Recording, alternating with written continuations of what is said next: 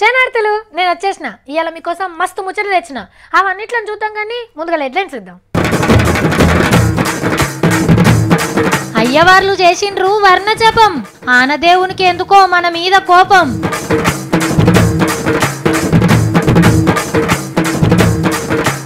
చిన్నమ్మకు రాని మర్యాదలు, జైల్లో కూడా ఉత్తమ సేవలు. కుంభకర్ణుడైన సత్తి.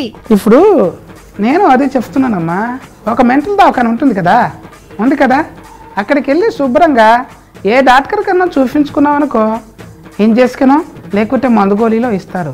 అప్పుడు సెట్ అయిపోతుంది. ఏంటమ్మా అరుపులు?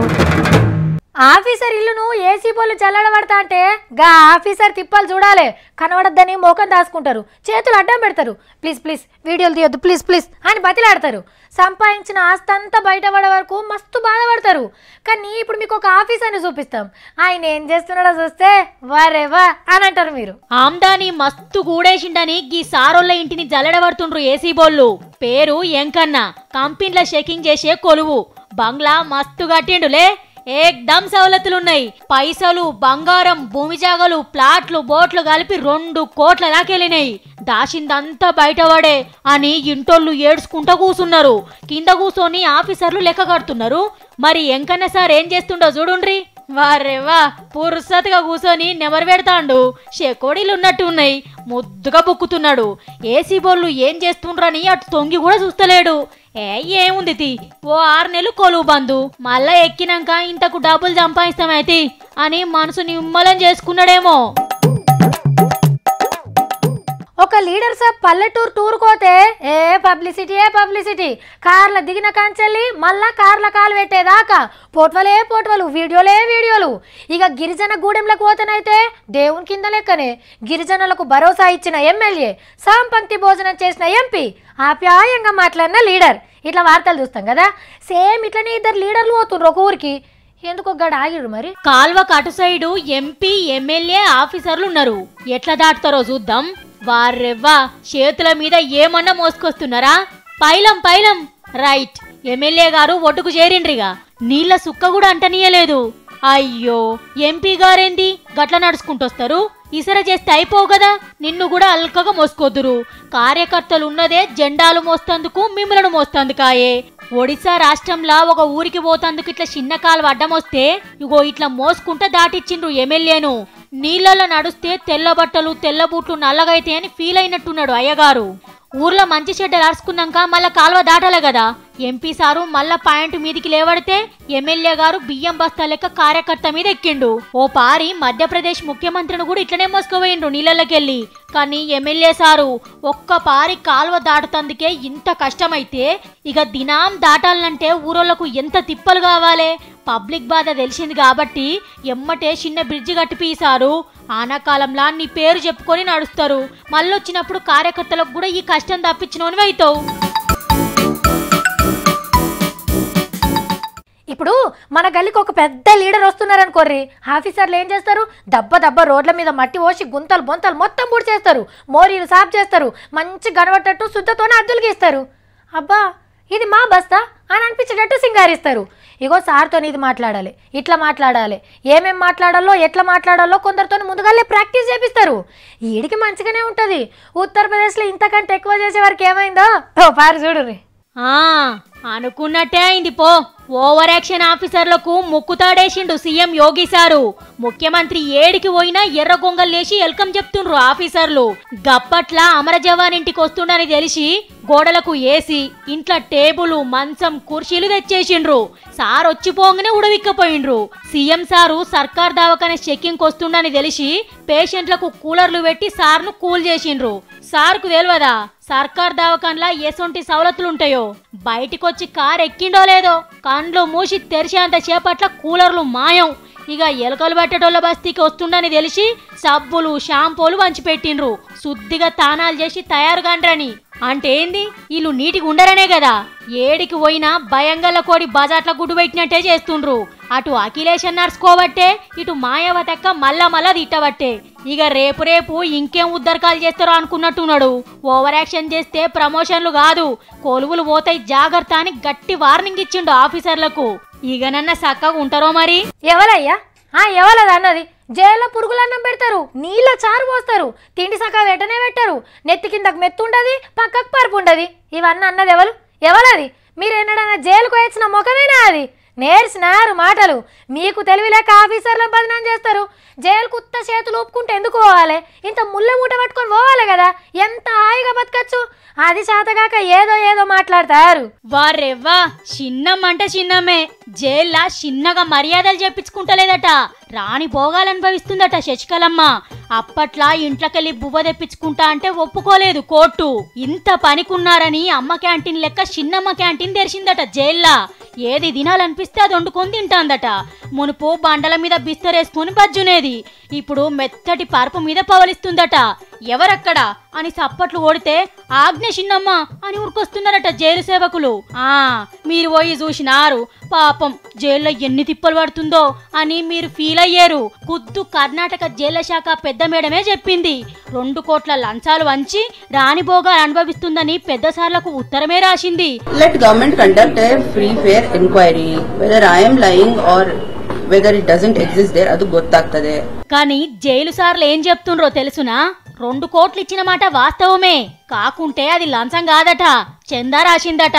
గా చందాతోనే అందమైన కిచెన్ కట్టించిండ్రేమో మరి. అయినా అమ్మ కాలం చేసినాక ఎమ్మెల్యేలనే చేతిలో పెట్టుకున్నది. ఇక జైల్లో పనోళ్ళో లెక్క.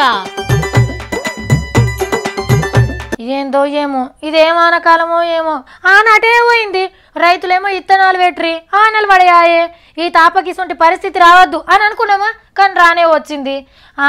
ఇక కప్పకాముడు, కప్పలకు పెళ్లిళ్ళు, దేవుళ్లకు జలాభిషేకాలు, పూజలు, మొక్కులు ఇవన్నీ సురువైటట్టే ఉన్నాయి.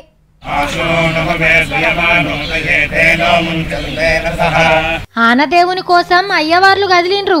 చిలుకూరు బాలాజీ గుడి పంతులంతా వర్ణజపం చేసిండ్రు.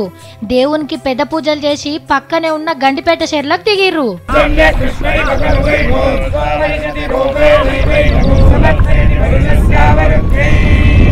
తీసుకుపోయిన నీళ్ళని గిట్ల దారబట్టి చెర్ల కొంపిర్రు. కుంభవృష్టి పడాలని సారాంశం. కుంభవృష్టి అంటే కుంభాన్ని బొర్లిస్తే ఎలా వర్షం పడుతుందో అలా పడాలనేది సంకల్పం. అయ్యవార్ల పూజలు అందుకున్న ఆనదేవుడు మన మీద దయ చూపిస్తే బాగుండు. బ్రేక్ తీసుకొని మంచినీళ్ళు తాగచ్చిన, మీరు కూడా వచ్చేసారు కదా. సరేగా మనం సతిగాని వెళ్దాం, ఏం చేస్తుండో వీడు. సతిగా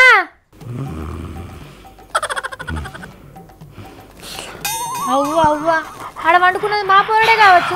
ఒరే సతీ, ఎవరైతే నిద్రపోతారో వాళ్ళు చెడిపోరు, ఎవరైతే చెడిపోతారో వాళ్ళు నిద్రపోరు.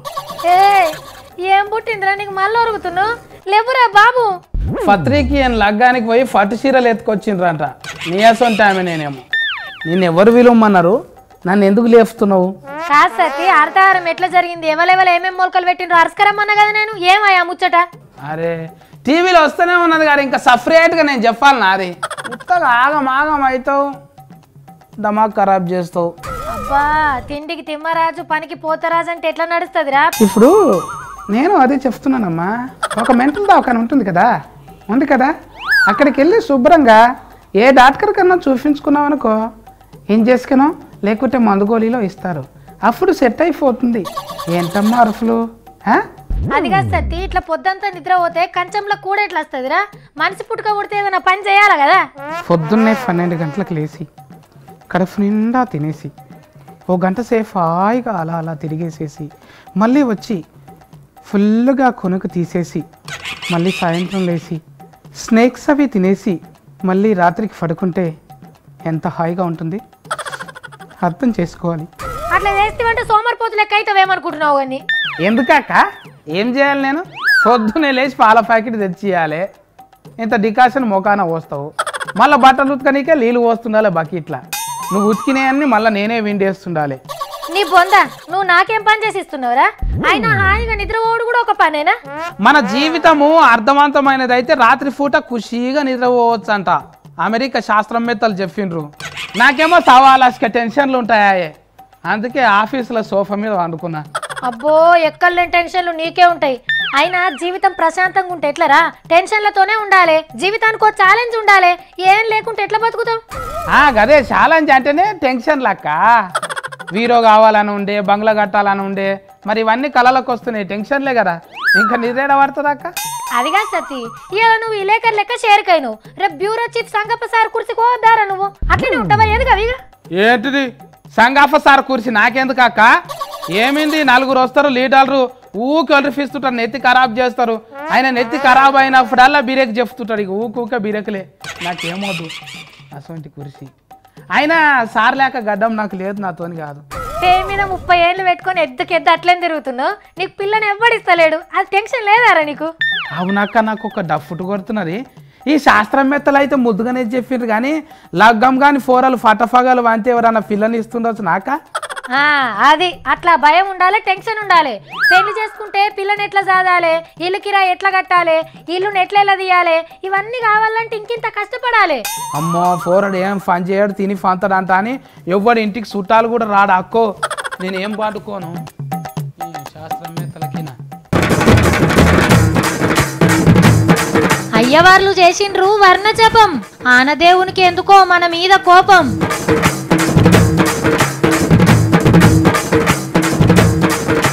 చిన్నమ్మకు రాని మర్యాదలు, జైల్లో కూడా ఉత్తమ సేవలు. కుంభకర్ణుడైన సత్తి.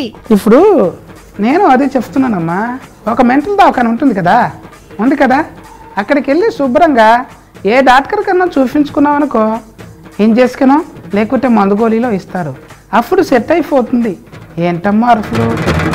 పోయేస్తా మరి, నమస్తే.